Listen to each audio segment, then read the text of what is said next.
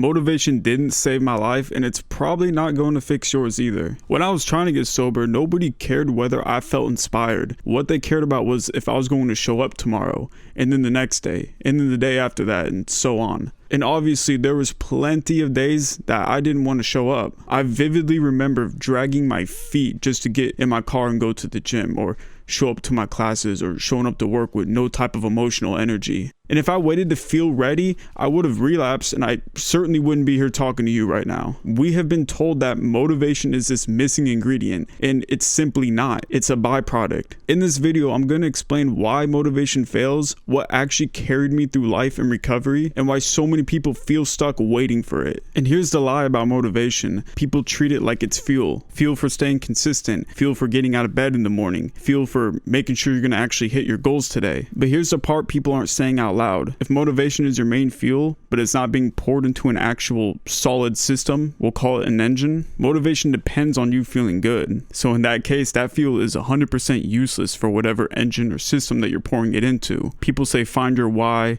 wake up inspired, or you just have to want it bad enough. Although I do think there's some truth in those sentences. It definitely doesn't hurt your case to know your why, but finding your why doesn't count as the main fuel to actually get you somewhere. Waking up inspired is circumstantial, and me and you both know that it is not realistic to wake up inspired every single day. And just wanting it bad enough is a huge motivator. But if there's no systems or direction behind that, then you're gonna feel lost. You're gonna get stuck. If your system only works when you feel good, that's not a system. It's more like a broken engine. We're human. Our emotions are going to fluctuate. I still have days where I don't feel like doing shit. I still have days where I feel like I'm on top of the world. And we have to deal with life on life's terms. Stuff happens. We have emergencies, tragedies. You could have a problem with your coworker or your girl or a family member. But the thing is, a non-negotiable system doesn't care. It's not going to change based on life circumstances and whatever's going on in your life. Doesn't care if you feel inspired or if you know your why or wanting it bad enough. It can actually help it. And the truth is, the best part about recovery for me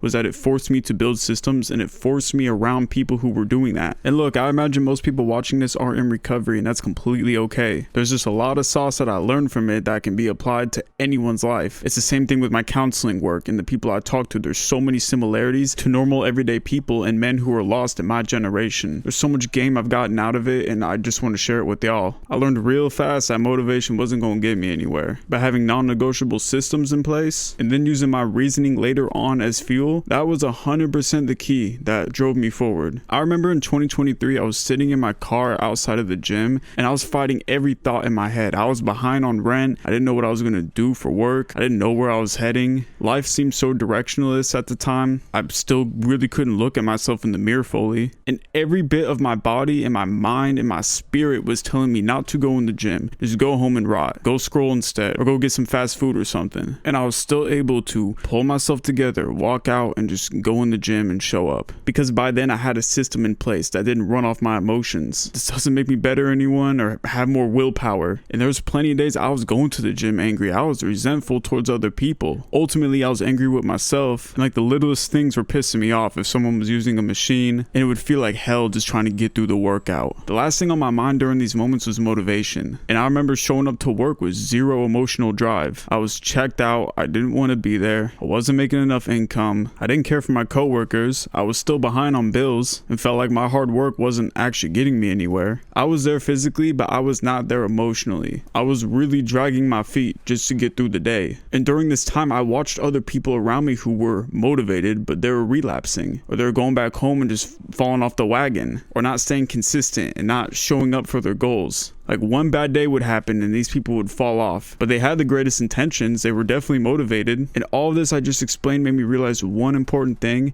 The days that changed my life the most were the days I did not want to be there. What saved me wasn't intensity. It was simply repetition. Because those days where life felt really heavy to me and I felt like my hard work wasn't actually getting me anywhere, under the surface it was. One day at a time. I was moving 1% closer to my goals every day, and obviously that adds up over time. And this is the part I really really want you to hear. I started to see the actual mechanism behind motivation. It first came from structure and having those non-negotiables in my life. And what follows that structure is action, because you're sticking to it. And when I saw myself constantly taking the action in my life, I saw evidence, real tangible evidence that I was getting better. My thoughts were changing. My mindset was shifting. My income and life stability was looking a lot better. And when I saw that evidence and saw that I was truly capable of improving my life and actually getting somewhere, with that came confidence. I started to look better over time. I carried myself with a different sense of self-respect, because what you build, no one can ever take that from you. And then, and only then, did I start getting motivation, because at that point, my brain had been rewarded with forward momentum. Motivation showed up after I started winning small battles. And here's something I don't hear people mention a lot. It eventually becomes the cherry on top of everything I was already doing. Motivation is nothing more than just the icing on the cake to something you were going to do anyway. But I want to address why our generation feels so unmotivated, because there's so many people right now who feel unmotivated and they're stuck waiting for it. I broke down in my last few videos that effort isn't instantly reducing instability for people. The structure behind the normal playbook, like go to college, get a job, climb the ladder, that is fundamentally broken. And the world is changing really fast and not everyone's adapting with it. Because of that, the normal structure that a lot of us used to have is not there anymore. And I do truly believe we have to create our own structure. Without that, and everyone's running around feeling fragmented and not knowing where they're heading, the brain is going to start withholding reward signals because it's not seeing structure, action, and ultimately evidence and proof. We got so many of us running in each different direction right now, feeling bad about themselves, feeling lost, not knowing what life's even going to turn out to be. And the worst part is, with the brain withholding that reward signal, people are interpreting it as laziness, which only worsens the problem. And that takes away your focus, that takes away the repetition, that completely removes structure in any type of direction. And then we wonder why we feel so unmotivated. But you're not lazy, you're waiting for proof. And proof doesn't come from thinking, it comes from repetition. But here's how you actually get proof, and this is what actually works for me and got me to where I'm at today. It's very simply just 3 principles. And the first one is non-negotiables over inspiration. For example, if you want to do content creation, if you're doing long form YouTube, post once a week and hold up your end of the bargain. And over time, that becomes from initiative to intuitive. You don't argue or try to negotiate with it anymore. It becomes second nature to do those things. The same goes with investing. It is a non-negotiable that at least 15% of my paycheck goes into investments. Doesn't matter if I feel inspired or if my emotions are fluctuating that day. I'm gonna do it no matter what. I've even automated those processes, so there's no negotiation on my end. Another non-negotiable for me is that I meal prep every Monday. I have my meals cooked out for the week. That's the only time I ever have to cook. It supports my diet with the gym. When I go to work, I have my meals. It takes about an hour to an hour and a half of my time, and I do not argue with it. Actually, yesterday was Monday and I was really not trying to do it, but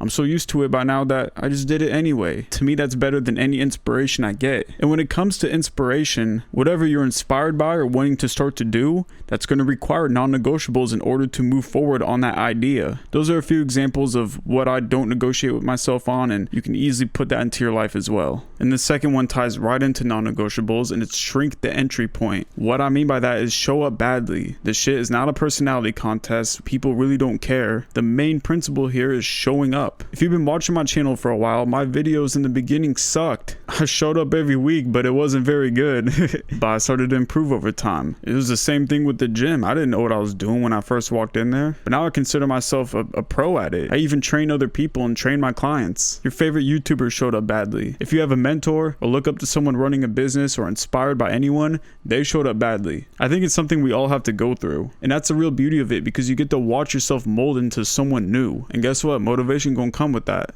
And it's simple as this: showing up badly is better than not showing up at all. That you can work with. And once you have non-negotiables and you're shrinking the entry point, the third thing to do is track the evidence, not the feelings. Because if we're going off our emotions and they're fluctuating and we're not actually looking at the real evidence behind what we're doing, then you're going to cloud your judgment on whether you're actually moving forward or not. I've made this mistake with some of my workouts where my lift wasn't as good one day as it was last week. Instead of tracking the evidence, well, I look better, I'm sticking to my diet, I'm still gaining size. I went off my feelings and got my feelings hurt. I've done that with this channel. I've blamed the algorithm for not picking me up. I blame the viewer for not sticking around and actually watching. But if you look at the evidence, maybe the thumbnail wasn't that good, the packaging wasn't good, the video itself might have not been good. Tracking the evidence behind your goals will give you the feeling of clarity, because at least you know you'll have the proof. And from then on, you make adjustments that are not based off your feelings. And that's how we move forward in life. If there's one thing you can take away from this video, it's that motivation is a dessert, but discipline is the protein. That's the meat and potatoes. And look, I didn't get clean or do all these things because I felt motivated. I was simply put in a situation that forced me to build structure first. And I realized that's what a lot of our generation is missing. After that structure, action, evidence, and proof, then motivation follows. And most have it backwards. And I'd be lying if I said this wasn't hard. I fought like hell to get where I'm at today. But the grass is greener on the other side. And if someone like me can get through it, then you can too. And I'm still going through this process. I'm focusing on building freedom and building a life on my own terms. But I'm building it through what actually matters, not motivation. And that's exactly what this channel is about. But my question for you, and I want to hear this in the comments below, are you waiting to feel motivated, or are you building something whether you feel like it or not? And if your answer is the second part of that question, then you're in the right place. And if you want to be a part of this community where we share our like-minded goals and achieve these things together, consider liking and subscribing. I'll be continuing to document my journey on here and breaking down whatever I think is important to us. I hope y'all enjoyed, and as always, if you made it this far, I appreciate you. Peace out.